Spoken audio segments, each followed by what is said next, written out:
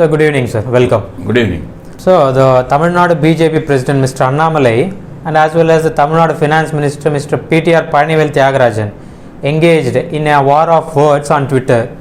PTR Palanivel Thiagarajan called Annmalai a vile person and a curse on Tamil society, while the latter stated PTR was not even worthy enough for his chapel. So my question is criticism becoming vandalism or what? Annmalai had criticized PTR and just comparing with these shepherds. Of course, it is not in good taste.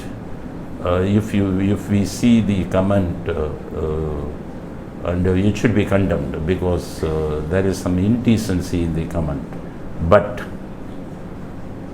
it is a fair comment as far as PTR is concerned, because PTR is a person who has been using filthy language against their political opponents.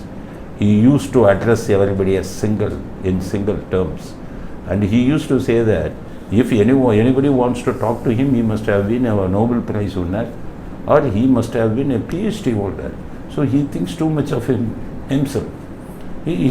Secondly, he thinks that his family is just like a king's family, having a very good tradition, and nobody has got the qualification to talk to him. This is what he thinks too much of himself.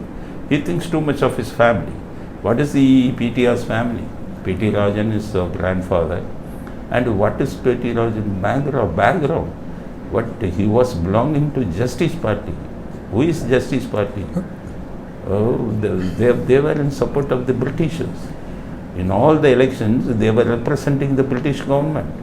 1937 election, what had happened? Congress had contested all over India, and against Congress, these justice people had contested this. Even this P.T. Rajan had contested on behalf of Justice Party, and he got lost in Tamil Nadu. So the Justice Party is such a party.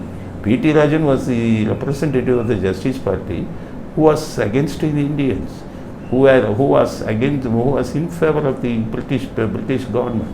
So it's an anti-national party, that is Justice. P.T. Rajan belonged to the anti-national party, but P.T. Rajan thinks of himself as the one who had belonged to a respectable family. Always he used to talk his father and his grandfather. Now the same P.T. Rajan has been addressing Annmalai, stating that he does not want to pronounce the name as Annmalai. Instead of that, he had made a tweet in the Twitter, and whereas while referring Annmalai, he has put the image of a goat, just symbolizing that Annmalai was dealing the goat business after he resigned the IPS. This is not a vulgar comment which he had used. So Annmalai was right in using such a vulgar comment, that is the Chappal comment against PTR, since PTR had used such a vulgar comment against Annmalai by putting the goat's picture while referring Annmalai. The second thing, that is PTR, he was in the habit of criticizing even some very good eminent persons. He was talking about Muthuramalingam Thevar. Everybody knows Muthuramalingam Thevar was a very freedom fighter. He was dealing with Nethaji Bose, and his father was a landlord who was having so many villages. So many villages were under his control. He was a very big landlord, his father. And Muthuramalingam Thevar, after he involved in a political struggle,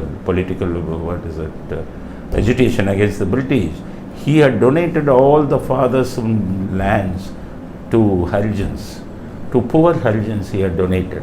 He belonged to such a big family. But P.T. Rajan had made sarcastic comment against such a freedom fighter. He said Muthuramalingam Thevar was in a very poor condition and only his family had helped him.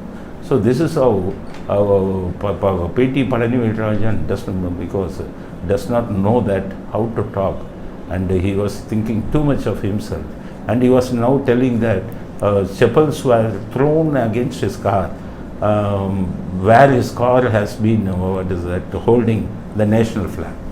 He was saying that they have disrespected a national flag. BJP workers had thrown chappals on PTR's car. Now PTR says that by throwing chappal on my car, you have disrespected national flag because my car was having national flag. But my point of question to PTR is that the DMK cadres have staged black flag demonstration against the governor, where they have thrown the same chappals to against the governor's car, which was holding a national flag. Was it not an insult to the national flag? Moreover, can you talk about the national flag? Do you have the right? Do you have the right to talk about the national flag? I am asking PTR, because you are a separatist party. Your party was against national integrity. You are talking about the separation of Tamil Nadu. So, and your Periyar was hoisting a black flag at the time of independence. When the independence was given to India, Periyar hoisted black flag. He had insulted the national flag. So, as you people are belonging to Dravida Kalagam, which was headed by the Ivera Periyar. So, do you have the right to talk about the national flag? That is what my question. So, Annmalai, even though he had used some sarcastic language against PTR, but my opinion is that it is he is right, because the person against whom Annmalai has been using is PTR. He doesn't know, because he doesn't use any decent language against any person. So Annmalai has been right in using such a language against PTR.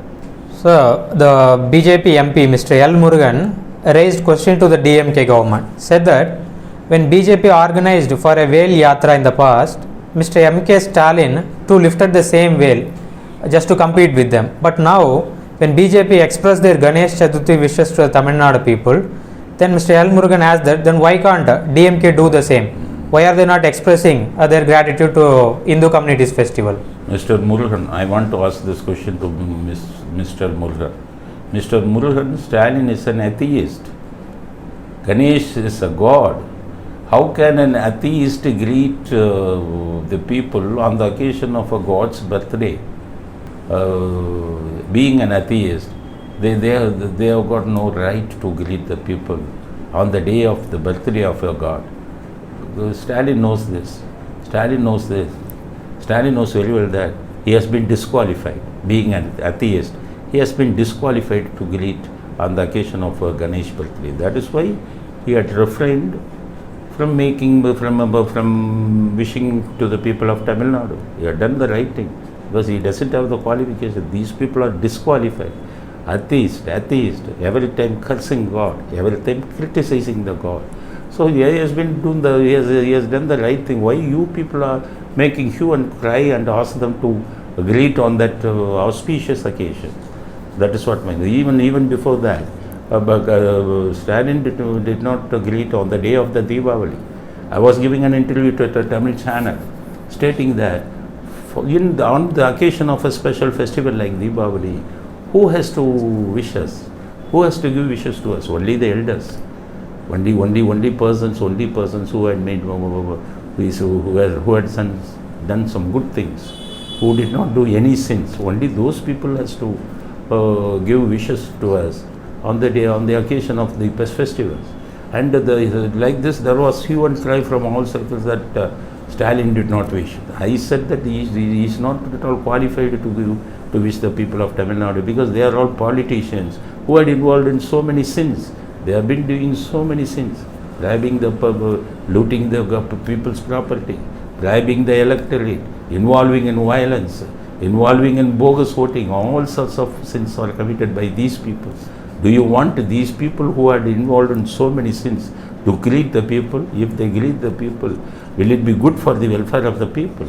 So rightly they have refrained from wishing on special occasions like Deepavali, on special occasions like Chaturthi. They had realized the fact that they are the disqualified people for making wishes on such auspicious occasions.